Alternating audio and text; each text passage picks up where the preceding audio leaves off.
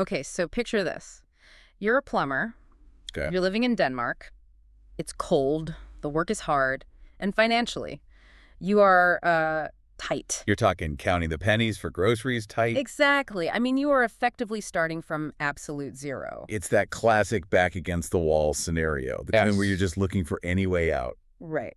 And then, in the span of a single month, just 30 days, you go from that exact situation to generating $9,300 online. That is a very specific number, and honestly, a pretty dramatic turnaround. It is, right? And here's the kicker, the part that really makes you stop and stare. Go on. You didn't pick up a single wrench to do it. You didn't even show your face on camera. So this is the origin story. According to the source material we're digging into today, this is the origin story, or maybe the founding myth, behind a system called AI cash clone. It hits all the right notes, doesn't it? Mm-hmm. The underdog, the crazy fast success, and the secret mechanism that makes it all happen. So today we're doing a deep dive into a really comprehensive review by a guy named Rob Palmer of this system, which was created by Phil Johansson.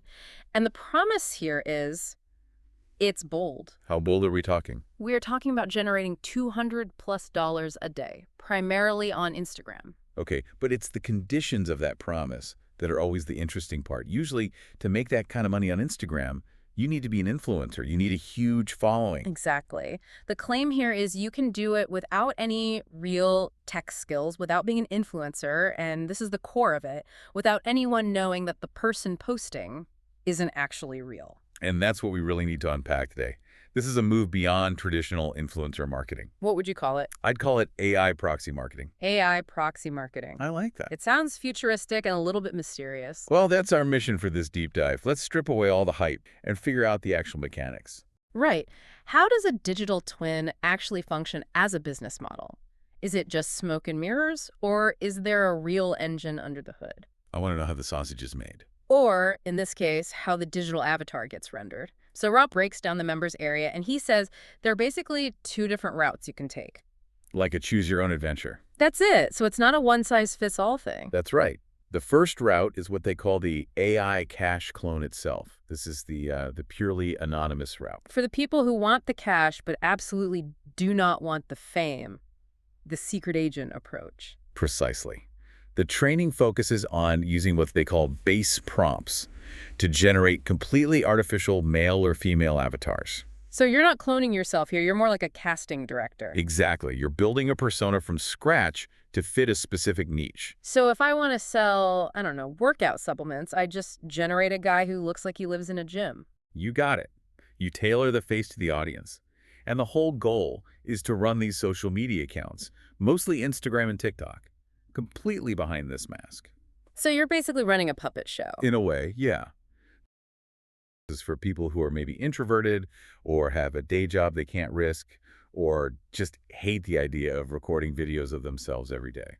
Okay, that makes sense. But then there's the second route. And this is where it gets a little bit... A little Black Mirror. A little Black Mirror for me, yeah. That your own AI avatar route, the digital twin. And this is for the user who actually wants a personal brand. They want their face out there, but they just don't want to do the physical work of filming. The influencer life without the inconvenience of reality. That's the promise. And the source material gets surprisingly specific about how you pull this off. It's not just upload a selfie and click go. No, and that's actually a good sign. It shows there's a real process. Yeah. The reviewer mentioned taking specific reference pictures. I saw that. And he even got into the weeds on file formats. Did you catch that bit about HEIC files? I did. You have to convert them from the standard iPhone format into JPEGs just to make the software work. Which tells me two things. One, the software they're using is a little bit finicky. And two, there's a learning curve. Sure. You're feeding the AI all this reference data, your photos, so it can learn your face. Then you use other software to animate it so it can speak. It's like you're sending your clone out to do the work while you stay in bed. Ideally, yeah. Speaking of things that seem a little surreal, we have to talk about the helicopter. The viral helicopter image, yes. I just had to laugh when I saw that in the course outline. It's such a specific, weird module. How to create my viral helicopter image. It sounds bizarre out of context, I know. But from a marketing psychology perspective, it's actually really smart. How so? Is there a big market for helicopter content I'm missing? Not specifically helicopters, no. But think about it. We live in an attention economy. Most people are just mindlessly scrolling. Doom scrolling, yeah. To get them to stop, you need what's called a pattern interrupt. Something that jolts them, something that doesn't fit. Exactly. A standard selfie doesn't stop anyone anymore, but a hyper-realistic, slightly absurd image of a helicopter in a weird place, that stops the thumb. So the training on that is really just about teaching the concept of stopping the scroll. Correct. It's about how to create engagement triggers. Okay, so we've got the concept, fake people or digital clones making real money. Let's look under the hood. What's a tech stack? They do name drop a few specific tools, which helps move this from magic into an actual workflow. What are they? The two big ones are OpenArt and Higgsfield. I've heard of OpenArt. That's an image generator, kind of like Midjourney, right? Very similar. In this system, OpenArt is like the architect. It's where you generate the base, look, the face, the style, all that. But an image is just an image. To be an influencer, it needs to move. And that's where Higgsfield comes in. Higgsfield is the animator. It does the heavy lifting, the text-to-image and image-to-video stuff. It takes that face you built and makes it blink and nod and smile. Now, the reviewer, Rob Palmer, he seemed really excited about a Chrome extension for Higgsfield. He called it worth gold. Why? It's all about reducing friction. Prompt engineering writing, the actual text commands that tell the AI what to do, is hard. Right. If you just type, make a video of a man, you get garbage. You need to type, photorealistic 8K cinematic shot of a Caucasian male, 30s, speaking naturally, and on and on. Which sounds exhausting if you have to do it 50 times a day. Exactly. That extension likely automates all of that. It probably has templates or presets. In a business model like this, volume is everything. You can't spend hours rendering one little video. Speed is the game. Yeah. But there was another step mentioned that sounded like the opposite of speedy. It sounded really boring. Yes. Warming up the accounts. That's where the get-rich-quick fantasy meets reality, I guess. It meets the fraud detection algorithm, reality. Because Instagram isn't stupid. Not at all. If you create a brand new account at 9 a.m. and by 9:05 you're posting 5 AI videos and a shady link, You're banned. instantly, you get shadow banned. Instagram smells a bot a mile away. So the training covers how to warm up your account, spending days, maybe weeks, just acting like a real human. Scrolling, liking cat videos, commenting. You have to teach the algorithm that you have a pulse. If you skip this, your cash clone is dead before it even starts. It's a crucial detail. And speaking of selling, there's another technical tactic mentioned, domain redirect. Can we break that down? Sure, it sounds complicated, but it's really just a trust mechanism. Imagine you're selling a weight loss supplement.